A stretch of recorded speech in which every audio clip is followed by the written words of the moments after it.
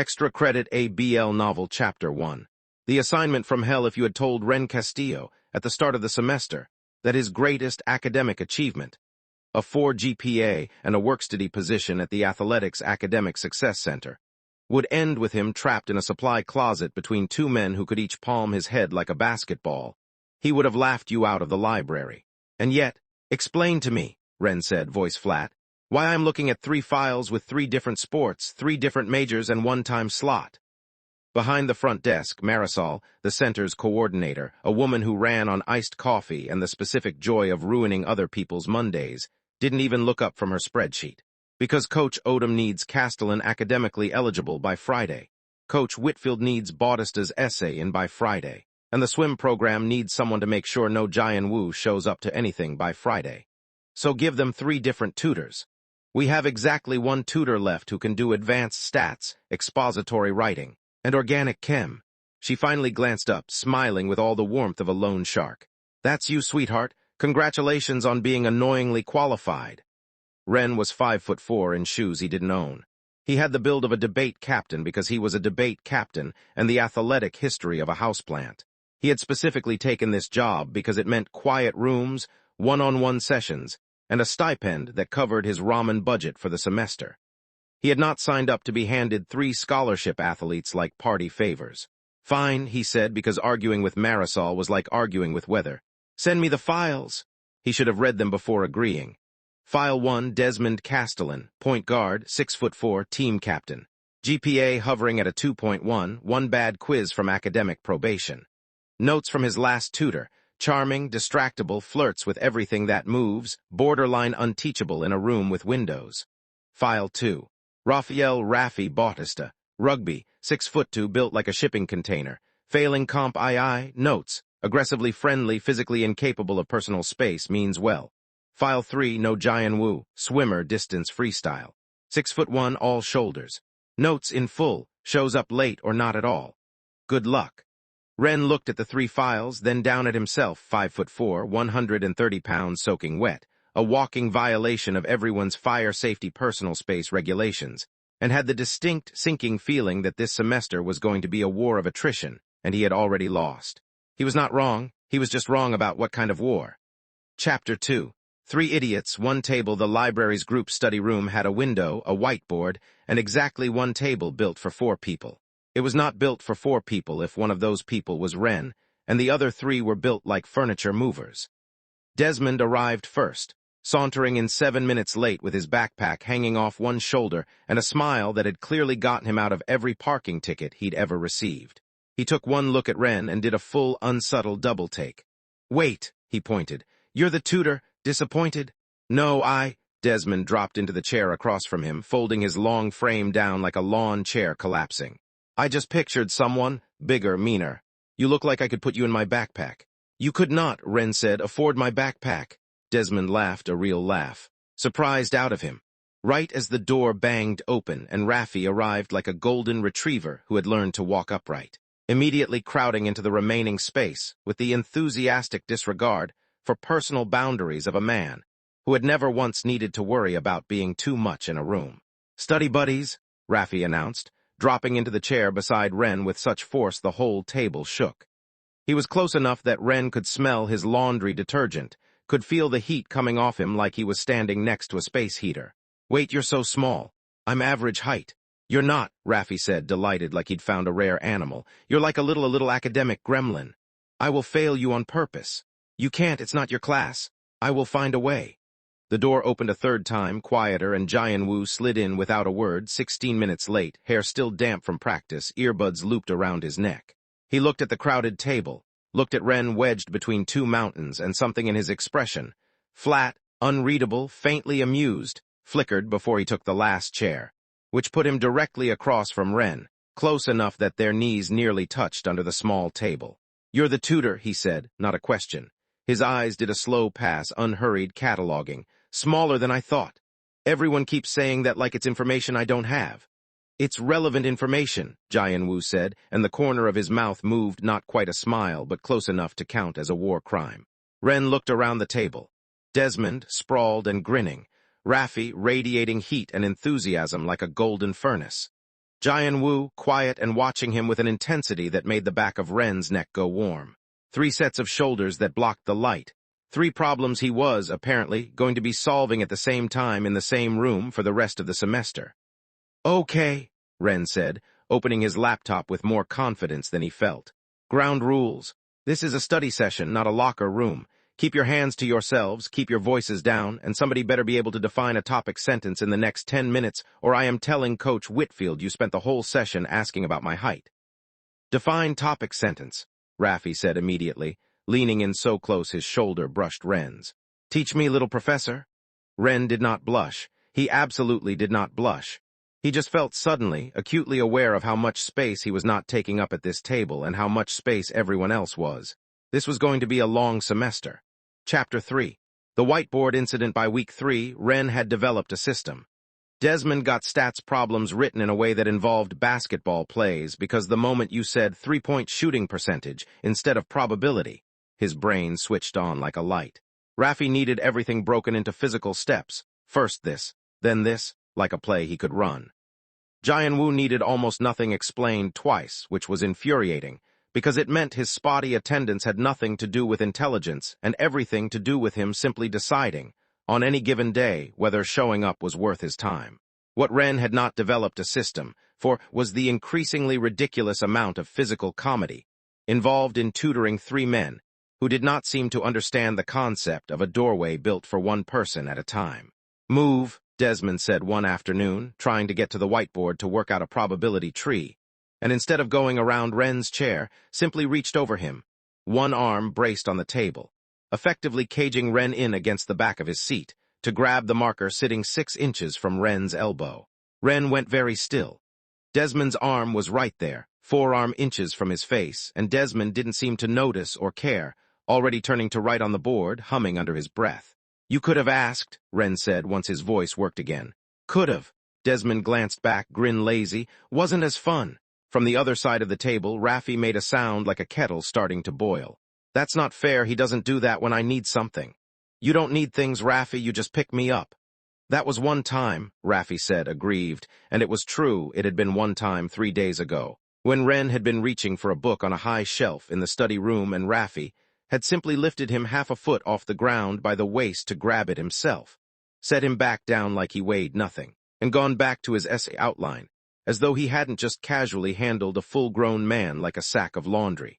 Wren still hadn't fully recovered from it. He suspected he never would. Both of you, came Jian-woo's voice low from where he was supposed to be reading a chapter and instead had clearly been watching the whole exchange over the top of his textbook, are being obvious. You're one to talk, Desmond shot back. You moved your chair closer literally every session. It's been 3 weeks. You're basically in his lap. Jian-woo did not deny this. He simply turned the page of his book, unbothered, close enough now that when he shifted his knee brushed Wren's under the table. Not by accident, Wren was almost sure, not after the 4th time it had happened. I'm going to request a bigger room, Wren said to the ceiling, to whatever God had assigned him this fate. Bigger room means more space between us, Raffi said, looking genuinely troubled by the concept. Bad idea. That's the point, Raffi. Exactly, said Desmond, dropping back into his chair close enough that his knee knocked Wren's other side, boxing him in on both flanks now, which is why we're vetoing it. Wren put his head down on the table, right there among the stats homework, and considered, briefly, whether Marisol would rehire him if he simply quit and moved to another state. Are we still doing probability trees? Jian-woo asked, mild as anything, or is this the part where you have a crisis? Little of both, Wren said, muffled into his own arms. He felt rather than saw 3 separate people lean in slightly closer, like his misery was a fire they all wanted to warm their hands at. Chapter 4. Extra innings. It started, as these things do, with a stupid bet. Desmond had a game Thursday night, a real one, conference matchup, the kind that filled the campus gym. And he'd spent the entirety of Tuesday's session trying to convince Wren to come. I don't watch sports, Wren said for the 4th time. I tutor people in sports. That's the extent of my participation. You could watch me not embarrass myself for once. Low bar. I'll drop 10 points if you come. Wren blinked. That's not how basketball works. You don't get to choose to drop points. Watch me.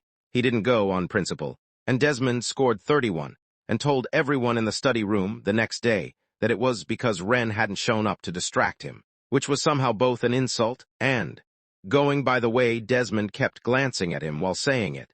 Some kind of backwards compliment Wren refused to examine too closely. Raffi's approach was less verbal and more logistical. He simply began, without asking, showing up outside Wren's early morning seminar with 2 coffees, handing one over like it was nothing, like it hadn't required him to get up at an hour no self-respecting athlete should be awake for.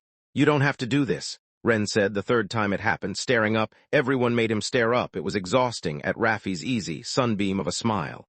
"I know." Raffi shrugged, shoulders moving like tectonic plates. "Wanted to? That's not an answer. Wasn't supposed to be one."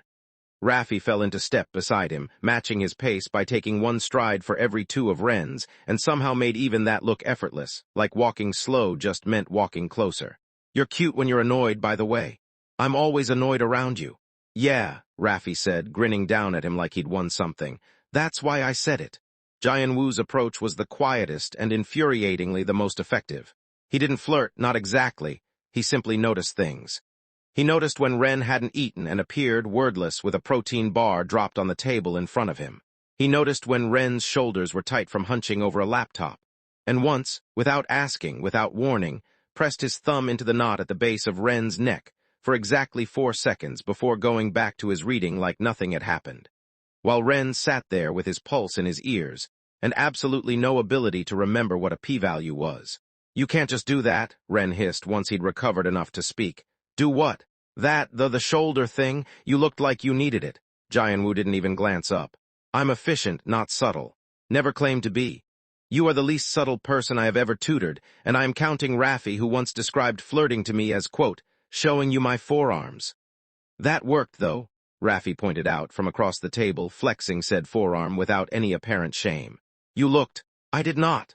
"You did," said Desmond and Jian Wu at the exact same time in the exact same tone, and then looked at each other with matching expressions of betrayal at having agreed on anything.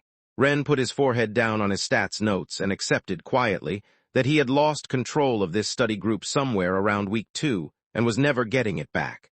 Chapter 5. The GPA crisis. It wasn't all forearms and shoulder rubs. There was an actual crisis. Eventually, the kind that reminded Wren why he'd taken this job in the first place, to help people, not just survive being ogled by a rotating cast of 6-foot athletes. Desmond's midterm came back a 61. Eligibility cutoff was a 65. He didn't say anything about it in session. He just sat there, uncharacteristically still, staring at the graded exam like it was a foreign object, and for the first time since Wren had met him, the easy grin was gone entirely. "Hey," Wren said, softer than he meant to, "talk to me. If I go under a 2, I lose my scholarship review for next season." Desmond's jaw worked.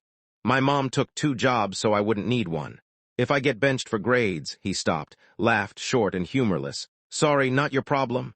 "It's literally my job," Wren said. "And also, believe it or not, I don't only care about you as a line item on Marisol's spreadsheet." Desmond looked up at that, something unguarded flickering across his face, surprise, and under it something warmer, something that made Wren's chest go tight in a way that had nothing to do with stats homework. "Give me your notes," Wren said, businesslike, because it was easier than sitting in that look for too long. "All of them, every quiz, everything since week 1. We're rebuilding this from the ground up, and you are going to ace the final if I have to sit on you until you do it." "That an offer?" Desmond asked, some of the usual mischief edging back in, but quieter now, like he was testing whether it was safe to be lighter again. "It's a threat," Wren said, and pulled his chair. For once he moved closer until their shoulders touched, opening the laptop between them. "Now, walk me through where this fell apart." They worked for 3 hours that night, past when Raffi and Jian Wu's sessions were technically over, the 2 of them lingering anyway, doing homework at the same table with the specific loitering energy of men who did not want to leave Desmond alone with the tutor, or leave the tutor alone with Desmond. Wren genuinely couldn't tell which, and suspected neither could they. By the end of the night, Desmond understood conditional probability well enough to explain it back, correctly, twice. "Thank you," he said at the door, quiet in a way that didn't match anything Wren had seen from him before. "Actually, thank you, ace the final," Wren said, "and we'll call it even." Desmond looked at him for a long moment, long enough that Wren became aware of exactly how close they were standing, how Desmond had to tip his chin down to hold his gaze, how easy it would be to close the last foot of space between them. And then he smiled, soft instead of cocky, and said, "Yeah, okay," and left before either of them had to figure out what almost happened in that doorway. Behind Wren, from the table, Raffi and Jian-woo were both very deliberately not looking at each other, having very clearly witnessed the entire thing. So, Raffi said, "That's new." "Shut up," Wren said without heat and went to go pack up his things and not think about it. He thought about it the entire walk home. Chapter 6. Pool rules. Jian-woo's crisis was quieter and took longer to surface, mostly because Jian-woo himself was quiet and took a long time to surface anything. It came out sideways, the way most things did with him, not a confession so much as a comment dropped into silence and left there to be picked up or ignored. "I'm not missing practice because I don't care," he said, apropos of nothing, halfway through a session while Wren was marking up a rough draft. "Everyone thinks that, coach thinks that." Wren set down his pen. "Okay. Why then?" Jian-woo was quiet long enough that Wren thought he wasn't going to answer. Then, "Shoulder's been bad since last season, doesn't show on scans. Coach doesn't believe me half the time, thinks I'm slacking. Easier to skip than to show up and prove I can't do what I used to." "That's, Jian-woo, that's not slacking, that's an actual medical issue. Why haven't you told anyone?" "Told you, apparently." He glanced up, something almost wry in it. "Congratulations, you're the first." Wren sat with that for a second, feeling the weight of it, not the information itself, though that mattered, but the fact that Jian-woo, who said maybe 4 sentences a session, had chosen to hand him this one. "Okay," Wren said, gentler now. "First, you're getting that shoulder looked at by someone other than the team doctor because doesn't show on scans sounds like someone didn't order the right scan. Second, the writing thing, the reason you're actually here. Is that also about the shoulder? Hard to type, hard to focus through pain?" Something in Jian-woo's face shifted, surprise maybe, at being understood instead of accused. "Yeah," he admitted, "didn't think anyone would ask that." "I'm annoyingly thorough," Wren said. "It's my whole personality. It's not your whole personality." Jian-woo's mouth curved, small and real. "You're also stubborn and short-tempered, and you care more than you let on, which is going to get you in trouble one of these days." "Is that a threat?" "An observation." He leaned in, slow, deliberate, close enough that Wren caught the chlorine smell still clinging to his damp hair, close enough that his voice dropped into something lower, quieter, meant only for the 2 feet of space between them. "I noticed things, Castillo. I noticed you moved your whole schedule around so my sessions were last, so I wouldn't have to rush for morning practice. Noticed you started keeping extra pens because I always lose mine. Noticed a lot of things." Wren's mouth had gone dry. I do that for everyone." "Sure," Jian-woo said, not believing him for a second, and didn't push further, just held his gaze a beat too long before sitting back like nothing had happened, leaving Wren's pulse thundering in the sudden empty space between them. It took him 20 minutes to fully form a coherent sentence again. Chapter 7. The locker room you weren't supposed to walk into comedy when it arrived without mercy. Wren had been sent by Marisol, who he was increasingly convinced hated him personally, to deliver a stack of eligibility forms to the athletics wing, specifically to the rugby locker room, specifically during a window that was supposed to be after practice ended. It was not after practice ended. He opened the door to find approximately 15 shirtless men in various states of undress, the specific chaos of a team fresh off the field, and directly in front of him, closest to the door, entirely shirtless, toweling off his hair with the kind of easy unself-consciousness that only a man built like a small building could afford, Raffi. Raffi, who spotted him immediately, grinned, and did not, in fact, cover up even slightly. "Wren," he said, delighted, like this was a completely normal place to run into your tutor. "Come to watch?" "I came to drop off forms," Wren said to the ceiling, because looking anywhere else was proving to be a significant tactical error. "I am going to set them on this bench and leave, and we are never discussing this again." "Why not discuss it?" Raffi said, stepping closer, still not remotely dressed, close enough that Wren was now staring directly at a chest that had clearly never once considered the concept of skipping leg day, or any day. "You're already here?" "Raphael. That's my full name, you only use that when you're flustered." "I am not." "You are," said a new voice, amused, and Wren turned to find Desmond leaning in the doorway of the adjacent shower area, also shirtless, arms crossed, looking entirely too pleased with the situation, extremely flustered. "It's very cute." "Why are you here? This is the rugby locker room, you play basketball." "Shared facilities on Tuesdays," Desmond said easily. "Lucky timing." "This isn't luck, this is a conspiracy." The door behind him opened again, and Wren, at this point simply resigned to his fate, didn't even turn around, already knowing, with the grim certainty of a man who'd accepted his doom, exactly who it would be. "Forms," Jian-woo said, reading the situation in half a second flat, taking in Wren's betrayed face, Raffi's very deliberate lack of a shirt, Desmond's smug lean against the doorway, and simply walked past all of them, picked the folder up off the bench where Wren had dropped it and held it back out. "You forgot to actually hand these in," he said, mild as ever, though there was a distinct glint in his eye that suggested he found the entire tableau exactly as funny as everyone else did. "Coach is in the office. End of the hall." "Thank you," Wren said, with the fervent gratitude of a drowning man handed a rope, and fled, the sound of Raffi's booming laugh and Desmond's lower chuckle chasing him all the way down the hall. He did not notably look back to see whether Jian-Woo had also taken his shirt off at some point during the exchange. He suspected, if he had, he would not have survived it. Chapter 8. Escalation by midterm season. The study group had developed a rhythm that Wren could only describe, privately, as unsustainable. It wasn't just the physical stuff, though there was plenty of that. Raffi's habit of resting a hand at the small of Wren's back to steer him through doorways like Wren might get lost in the 8 feet between the hallway and the study room. Desmond's tendency to lean in over Wren's shoulder to check his work. Close enough that his breath stirred Wren's hair. Close enough that Wren had once had to physically remind himself what a standard deviation was mid-sentence. Jian-Woo's quiet, near-constant presence at Wren's elbow. Close enough now that it had simply become normal, unremarked. A fact of the sessions the way the whiteboard was a fact of the room. It was the competition, unspoken but unmistakable, simmering under every session. "I got us seats to the championship game," Desmond said one Tuesday, sliding tickets across the table like a poker hand. "Row 2. I already told him I'd take him to the pool meet," Jian-Woo said, not looking up from his book, tone entirely too casual to be actually casual. "Row 1, technically. Pool deck. That's not a date, that's you making him watch you swim. You want him to watch you dribble a ball, explain the difference." "I have," Raffi cut in, entirely unbothered, "already gotten us reservations at that place he mentioned liking. The noodle place. Thursday." All three of them looked at Wren, expectant, and Wren looked back at all three of them. 6-foot-something, 6-foot-something, 6-foot-something, arranged around the table like a wall of very attractive, very determined furniture, and felt, for possibly the first time all semester, genuinely, helplessly overwhelmed. "I have a stats final to help you study for," he said to Desmond.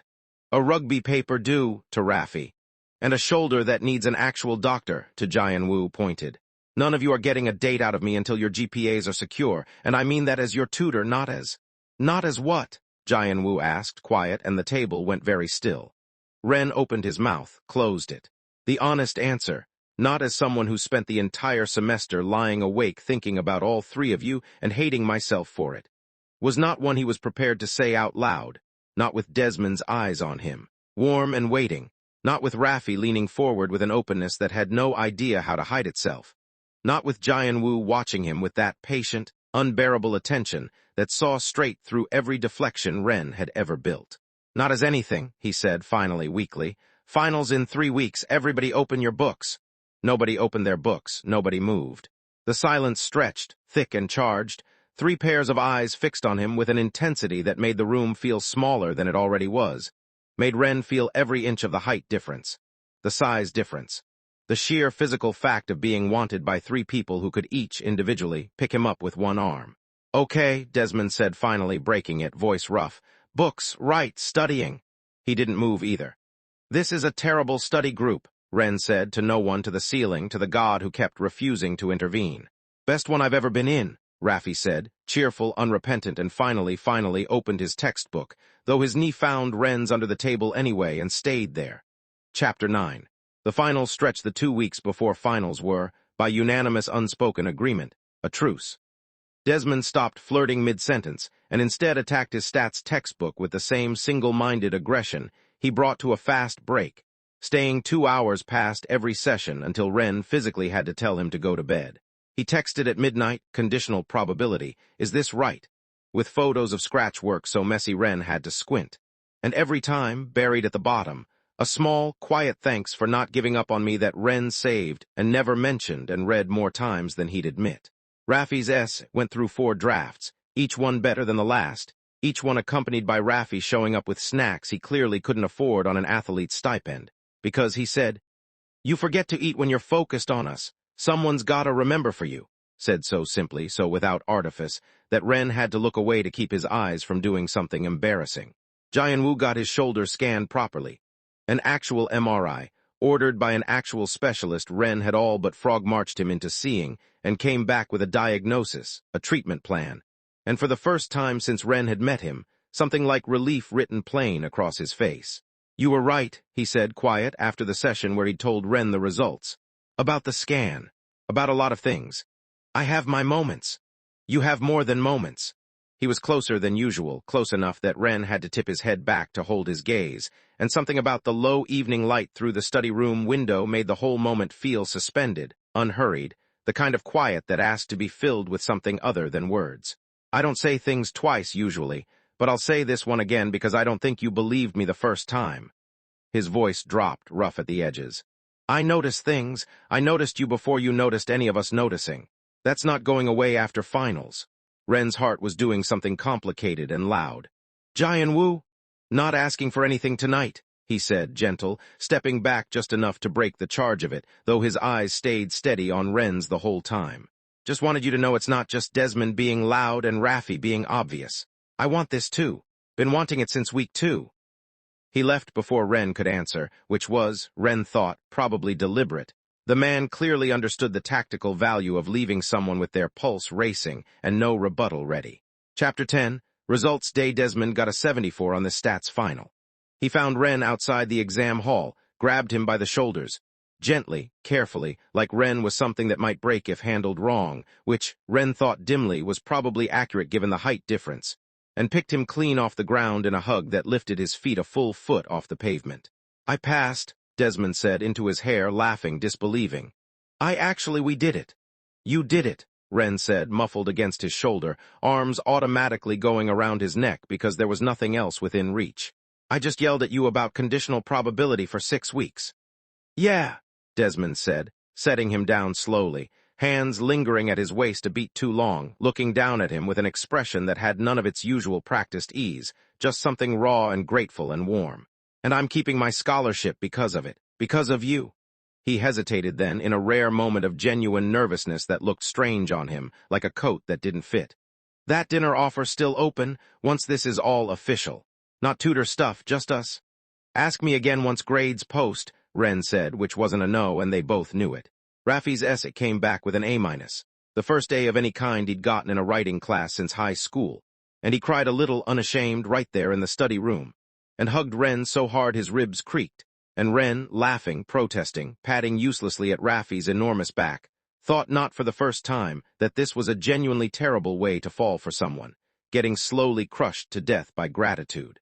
Jianwu's shoulder, cleared for modified training, meant a return to the pool on his own terms for the first time in a year, and he found Wren at the edge of the deck after his first real practice back, hair dripping, chest heaving, and said nothing at all, just looked at him steady for a long moment, and reached out to tuck a strand of hair back from Wren's face with a wet hand, unhurried, deliberate, an answer to a question neither of them had said out loud yet.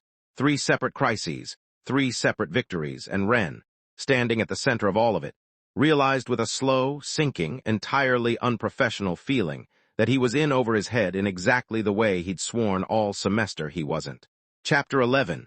The reckoning. They cornered him, there was no other word for it, the following Friday, in the study room that had, over the course of 1 semester, stopped being a study room and started being something else entirely.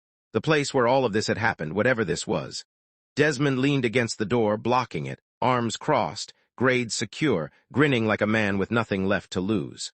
Raffi sat backward on a chair, forearms braced on the backrest, watching Wren with an open, hopeful expression that had absolutely no guile in it whatsoever. Jianwu stood at the window, quiet as ever, but his eyes, when Wren met them, were anything but calm. "This is an ambush," Wren said, looking between all 3 of them. "It's a conversation," Desmond said, "one you've been dodging since week 9. "I have not been dodging." "You have," all 3 of them said in unison, and then looked at each other, briefly startled, the way they always were when they agreed on something, before turning the full weight of their attention back onto him. "Here's the thing," Raffi said, and for once his usual bright, easy tone had something steadier underneath it. "We talked, all 3 of us, which, yeah, weird, considering we've spent the whole semester trying to elbow each other out for you." A short laugh. "But turns out none of us actually want to do that." elbow each other out. We want you, Jian-Wu said, simply, cutting straight through whatever preamble the other two might have wanted, because subtlety had never been his currency, only honesty. All three of us, and we've decided we'd rather share that than lose it fighting over who gets it alone. Wren's mouth had gone dry. That's not a normal thing people just decide. Nothing about this semester's been normal, Desmond said, pushing off the door, crossing the small room in 3 easy strides to crouch down in front of Wren's chair, bringing himself for once to eye level, something soft and searching in his expression. You've spent this whole time taking care of us. Let all 3 of us take care of you back, however that looks. We're not asking you to choose. We're asking if you'd let all of us in. Wren looked between them. Desmond crouched close, earnest in a way that undid all his usual swagger. Raffi radiating warmth and hope from his chair like sunlight. Jian-Wu steady and quiet by the window, waiting with the patience of a man who'd already decided this was worth waiting for, and felt something in his chest. Some carefully maintained wall he'd built all semester out of professional distance. And this is a bad idea, and they're your students. Technically, finally, completely give way. This is going to be a disaster, he said, voice not quite steady. 3 of you, 1 of me, this is going to be an absolute logistical nightmare. Is that a yes? Raffi asked, hopeful enough that it was almost painful to look at. Wren closed his eyes, took a breath, and when he opened them again, looked at all 3 of them in turn, really looked. At the height difference and the shoulders and the months of forearms and shoulder rubs and midnight texts and quiet, patient noticing, and said, "That's a we'll figure it out." Which, going by the way Desmond's grin broke wide open, the way Raffi whooped loud enough to be heard down the hall, the way Jian-Wu crossed the room in 4 unhurried steps and, for the first time all semester, closed the last of the distance between them entirely, forehead resting against Wren's, close enough that Wren's next breath came out unsteady, was apparently answer enough. "We'll figure it out," Jian-Wu repeated, low, quiet, right against his mouth, not quite a kiss yet, but close enough that the whole room seemed to hold its breath waiting for it. Together, all 4 of us. Behind him, Wren heard Desmond mutter, "Okay, but I get to kiss him first. I called it in week 3, and Raffi's indignant, "You did not call it," and felt, despite everything, despite the sheer impossible chaos of what he'd just agreed to, a laugh building in his chest that came out helpless and real, right there against Jian-Wu's mouth, right before Jian-Wu finally closed the last half-inch between them. Somewhere behind them, the study room door swung shut, and the 4 of them stayed there long past when the library closed, and for once, nobody mentioned homework at all. End of Book 1. Wren thought the hard part was surviving the semester. He was about to learn the hard part was just beginning, because managing 3 boyfriends, 3 sports schedules, 3 overprotective coaches who have opinions about their star players' new study habits, and 1 increasingly nosy Marisol is a full-time job nobody trained him for.